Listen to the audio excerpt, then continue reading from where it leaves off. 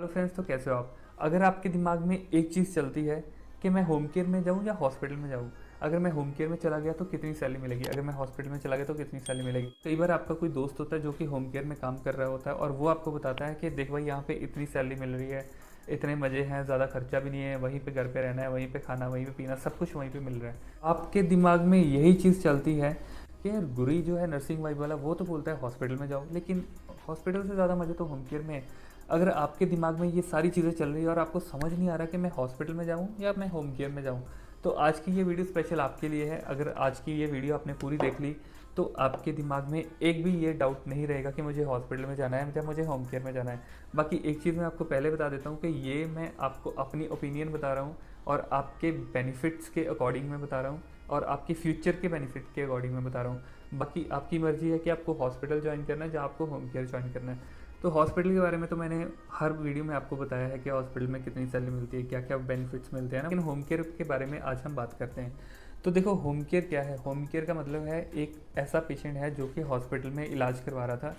Hospital में इलाज करवाने के बाद वो पेशेंट थोड़ा सा ठीक होता है, लेकिन उसको लॉन्ग टर्म किसी नर्सिस की ज़रूरत पड़ती है। अगर वही हॉस्पिटल उनको हॉस्पिटल में रख के कोई नर्सिंग केयर दे रहा है तो वहाँ पे जो पेशेंट है उसका एक दिन का 10 से 20 हज़ार रुपये खर्चा आता है। अगर वो वार्ड में है, अगर वो आईसीयू में है तो 30 से 40 हज़ार का खर्चा आता है। और अगर वही पेशेंट अपने घर पे इलाज करवा रहा है, किसी नर्स को अपने पास रखा हुआ है, तो वहाँ पे वो नर्स को 3 से 4 हज़ार रुपये पर डे का दे के भी अपना काम चला सकता है। कहाँ उसका 20-30 हज़ार रुपया लग रहा है, कहाँ उसको 3-4 हज़ार रुपया देना पड़ रहा है। तो पेशेंट के लिए ये एक बहुत ही अच्छी अपॉर्चुनिटी होती है कि उसके पैसे भी बच रहे हैं और उसको नर्सिंग केयर भी मिल रही है। तो वो क्या करता है, एक नर्स को हायर करता है अपने लिए, और वो जो नर्स है वो उसके घर पे रह के उसकी वो सारी केयर करती है। वो मेडिसिन करती है, उसकी पोजीशनिंग करती है, उसको टाइम से मेडिसिन देनी है, उसको उसकी वुंड केयर करनी है, उसकी सक्शनिंग करनी है, ट्रकोस्टमी केयर करनी है ना, वो सारी चीज़ें वो घर पे रह के करती है। तो जो आप हॉस्पिटल में काम करते हो वही आप घर पे काम करते हो। तो बस यही होता है हॉस्पिटल और होम केयर में फ़र्क। तो यहाँ पे आप अगर एक होम केयर नर्स हो, सबसे जो मेन इसका बेनिफिट क्या है वो है आपकी सैलरी।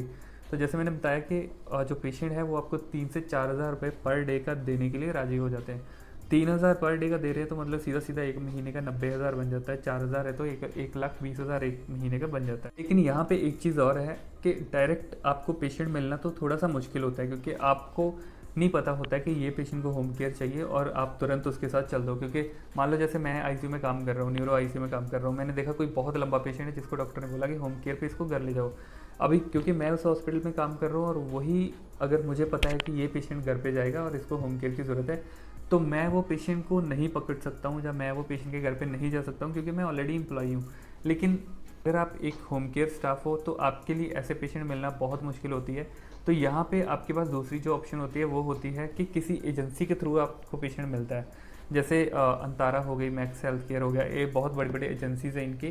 तो ये क्या करते हैं, मान लो कोई अगर मान लो मैं पेशेंट हूँ और मुझे अपने होम केयर के लिए एक नर्स चाहिए, मैं उनको बोलता हूँ कि मुझे एक नर्स चाहिए और ये मुझे प्रॉब्लम्स है और ये काम मैं चाहता हूँ नर्सेज मेरा करे। तो मैं ऐसे उनको बताता हूँ। उसके बाद वो अपना बताते हैं कि देखो आपको नर्स हम दे देंगे, उसके लिए हम आपसे इतना चार्ज करेंगे। हो सकता है वो आपसे 1 लाख बोले, 1,20,000 बोले, कितना भी आपको बोल सकते हैं। मतलब हमेशा उनका जो प्राइस है वो 70 से 80 हज़ार से ऊपर ही रहेगा, 80 हज़ार से नीचे कभी नहीं आएगा।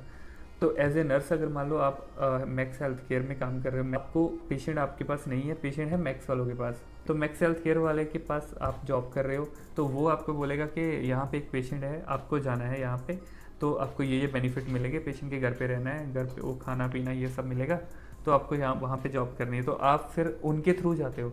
तो आप अगर मान लो पेशेंट से एक एग्जांपल लेके चलते हैं कि पेशेंट से मान लो अगर कोई एजेंसी है जो कि 1 लाख रुपया लेती है और वो एजेंसी आपको उसी पेशेंट की केयर के लिए 40 से 50 हज़ार रुपया देगी।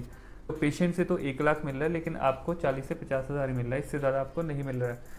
तो यहाँ पे फिर भी अगर हॉस्पिटल के मुकाबले देखें तो अगर मान लो मैं 1 साल के साथ हॉस्पिटल में जा रहा हूँ इंटरव्यू देने के लिए और मेरी इंटरव्यू क्लियर हो भी जाती है और मुझे 22 से 25 हज़ार रुपये मिल रहा है ना, तो वही मेरा दोस्त है जो कि हेल्थ केयर कंपनी में काम कर रहा है और वो वहाँ पे 40 से 50 हज़ार कमा रहा है। तो वहाँ पे उसका तो फ़ायदा है, लेकिन मेरा वहाँ पे सैलरी के मुकाबले फ़ायदा नहीं है। और अगर बेनिफिट्स की बात करें तो आपको पेशेंट के घर पे ही रहना है, आपका खर्चा भी कम होता है, आपको इवन कई पेशेंट खाना भी देते रहते हैं, तो आपको दोपहर का आपका लंच भी वहीं पे हो जाता है, इवनिंग के स्नैक्स आपके वहीं पे हो जाते हैं, मॉर्निंग के फ्रूट्स वगैरह भी वहीं पे हो जाते हैं, आपको कुछ खाने की ज़रूरत नहीं पड़ती और ईज़िली आपको जॉब भी मिल जाती है। तो इसके पॉजिटिव पॉइंट यही बस 2-3 ही है, इससे ज़्यादा इसके कोई पॉजिटिव पॉइंट नहीं है। अभी मैं बताता हूँ इसके नेगेटिव पॉइंट्स क्या क्या है, मतलब क्या क्या ड्रॉबैक है अगर आप होम केयर में चले जाते हो। तो देखो, जैसे ही आपने नर्सिंग करी है, नर्सिंग के बाद से आपका एक्सपीरियंस जो है काउंट होना स्टार्ट हो जाता है। तो अगर आप हॉस्पिटल में चले जाते हो तो आपका जो एक्सपीरियंस है वो मैटर करता है, आपको एक्सपीरियंस मिलता है। आप उसी एक्सपीरियंस के साथ अब्रॉड जा सकते हो, उसी एक्सपीरियंस के साथ आप गवर्नमेंट में जा सकते हो, उसी एक्सपीरियंस के साथ आप किसी गल्फ कंट्री में जा सकते हो, उसी एक्सपीरियंस के साथ आप टीचिंग लाइन में जा सकते हो या और किसी भी फील्ड में जा सकते हो। और लेकिन होम केयर में आपको कोई एक्सपीरियंस नहीं मिलेगा, किसी भी तरह का आपको एक्सपीरियंस नहीं मिलता है वहाँ पे। और वहाँ की एक्सपीरियंस कहीं भी काउंटेबल नहीं है, चाहे आप किसी गवर्नमेंट में चले जाओ, चाहे आप किसी अब्रॉड में कहीं चले जाओ। तो वहाँ पे सबसे बड़ा नेगेटिव पॉइंट है कि आपका एक्सपीरियंस आपका ज़ीरो रहता है। चाहे आप 10 साल होम केयर में लाखों रुपए कमा लो, लेकिन एक्सपीरियंस आपका ज़ीरो ही रहेगा।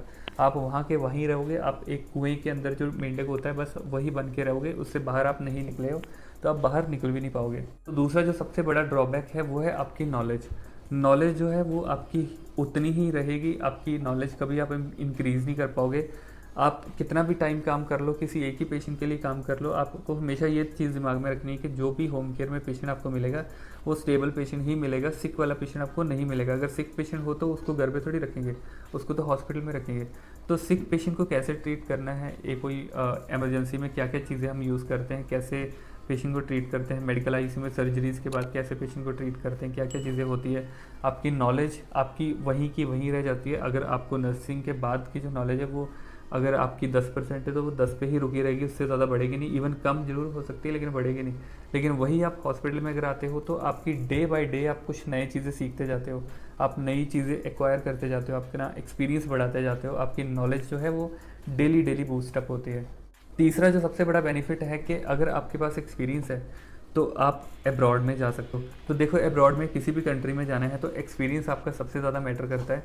अगर आपके पास एक्सपीरियंस नहीं है, अगर आपने होम केयर में काम करा है तो आप किसी अब्रॉड की किसी भी कंट्री के लिए एलिजिबल नहीं हो सकते। इवन गल्फ कंट्री के लिए भी आप एलिजिबल नहीं हो सकते अगर आपने जीएनएम करी है और आपको एक्सपीरियंस नहीं है तो। और वही अगर आपने किसी हॉस्पिटल में काम करा है, आपने अपना एक्सपीरियंस गेन करा है, तो आप किसी भी गल्फ कंट्री में जा सकते हो, अब्रॉड की किसी भी कंट्री में जा सकते हो।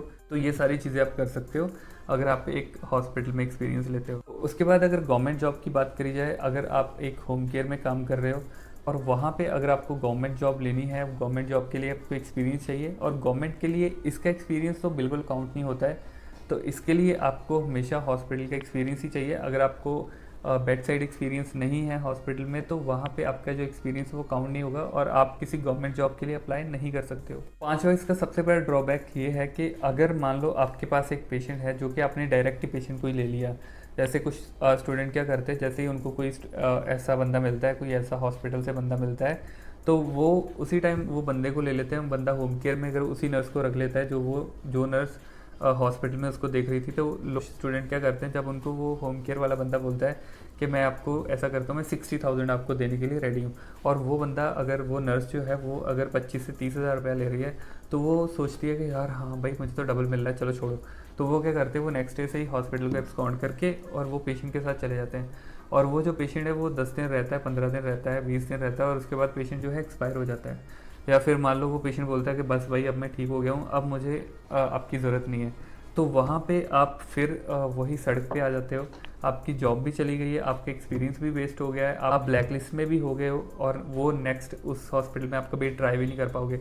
और उसके बाद जब आप नेक्स्ट हॉस्पिटल में सोचोगे चल यार अब जो हो गया, अब नए हॉस्पिटल में चलता हूँ, आपने सोचा चल मैं मैक्स में जाता हूँ, जब मैं फोर्टिस में या अपोलो में किसी में जाता हूँ, मेदांता में जाता हूँ, और फिर आप बोलोगे कि वो पूछेंगे आपसे एक्सपीरियंस है आपको, आप बोलोगे हाँ मुझे ना 9 मंथ का, या आप बोलोगे मुझे ना 11 मंथ का एक्सपीरियंस है इस हॉस्पिटल का जहाँ से आपने एब्सकॉन्ड कर रखा था ना, आप उसी का नाम लेते हो।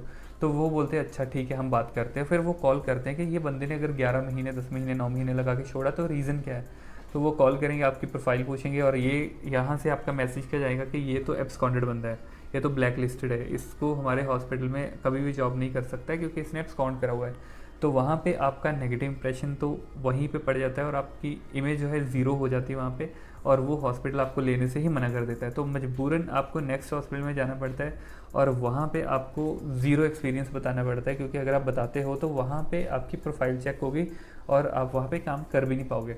तो ये सारे ड्रॉबैक जो है वो आपको देखने के लिए मिलते हैं होम केयर की जॉब के साथ। लेकिन अगर फिर भी आप होम केयर की जॉब के लिए करना चाहते हो, जैसे बहुत सारे स्टूडेंट मुझे कमेंट करते हैं कि सर हमें होम केयर के लिए जॉब चाहिए, तो अगर आप चाहते हो, आपको कहीं नहीं जाना है, आपको हमेशा इंडिया में ही रहना है, इंडिया से बाहर भी नहीं जाना है, आपको गवर्नमेंट जॉब भी नहीं करनी, कुछ नहीं करना है, आपको जस्ट अपनी फैमिली की सपोर्ट करनी है, आपको और कुछ करना नहीं है, तब आप होम केयर के लिए सोच सकते हो, किसी अच्छी कंपनी में लग सकते हो या अपने सेल्फ पेशेंट ले सकते हो, तो उसके साथ आप अच्छा पैसा भी कमा सकते हो। लेकिन आपका एक्सपीरियंस आपको दिमाग में रखना है कि वो ज़ीरो का ज़ीरो ही रहेगा, जितना आपको है उतना ही रहेगा, बढ़ेगा नहीं। तो यहाँ पे अगर आपको होम केयर में फिर भी करना ही करना है, तो आपको मैं बता देता हूँ कि आप कहाँ कहाँ पे कर सकते हो। अगर तो देखो आपका सेल्फ कोई पेशेंट में आपको मिल गया, कोई डायरेक्ट पेशेंट मिलता है तो सबसे अच्छा है, वो पेशेंट की पूरा ही पैसा आपके पास आएगा। लेकिन अगर आपको कोई डायरेक्ट पेशेंट नहीं मिल रहा है, तब आपके पास एक ये ऑप्शन है कि आप अंतारा हेल्थ केयर जो है वहाँ पे आप ज्वाइन कर सकते हो। तो उसमें ज्वाइन करने के बाद वो आपको पेशेंट देते रहेंगे और आपका वहाँ पे पीएफ भी कटेगा, आपका वहाँ पे ईएसआई भी होगा। वो सारी चीज़ें जो हॉस्पिटल आपको फैसिलिटी देता है वो सारी चीज़ें अंतारा भी आपको देता है। आप वहाँ पे जाके अपना कर सकते हो, आप उनके साथ कोलैबोरेट करके अपनी जॉब कर सकते हो। पेशेंट आपको वो देते रहेंगे, ऐसा नहीं है कि आपके 10 दिन के बाद आपको कोई पेशेंट अगर मना कर देता है कि मुझे अब नहीं करना है, मुझे अब होम केयर के लिए नहीं चाहिए, या कोई ऐसा पेशेंट जो ज़्यादा ही मतलब जाने वाला था और एक्सपायर हो गया, तब भी कोई दिक्कत नहीं है, तब आपको नेक्स्ट पेशेंट अंतारा देगा, आपको इधर उधर भागने की ज़रूरत नहीं है। अगर आपका पेशेंट चला गया तो आपको वापस अपने रूम में आना है, आप उनको इन्फॉर्म कर देते हो कि हाँ भाई ये पेशेंट के साथ ऐसा हो गया, तो कल से आपको घर पे ही रहना है। चाहे अंतारा आपको अगले दिन ही पेशेंट दे दे, चाहे वो आपको 10 दिन पेशेंट दे, सैलरी आपकी जितनी लगी उतनी आती रहेगी। बीच वाले जो अगर 10 दिन आपको घर बैठना पड़ गया तो भी कोई दिक्कत नहीं है, सैलरी आपकी तब भी डलती रहेगी। तो यहाँ पे ये फ़ायदा है। उसके बाद जो मैक्स हेल्थ केयर करके है, इनका भी अपना, मैक्स वालों ने अपना मतलब हेल्थ केयर सेटअप खोल रखा है, तो ये होम केयर प्रोवाइड करते हैं। इसमें भी आप अगर जॉब करना चाहो तो आप कर सकते हो, अगर आपको होम केयर में करना है तो यहाँ पे भी आप गूगल कर सकते हो, इनका नंबर या कॉलिंग का नंबर मिल जाएगा, डायरेक्ट बात करके ज्वाइनिंग का जो भी प्रोसेस है वो आपको ये सारा बता देंगे, तो वहाँ उनके थ्रू भी आप जा सकते हो।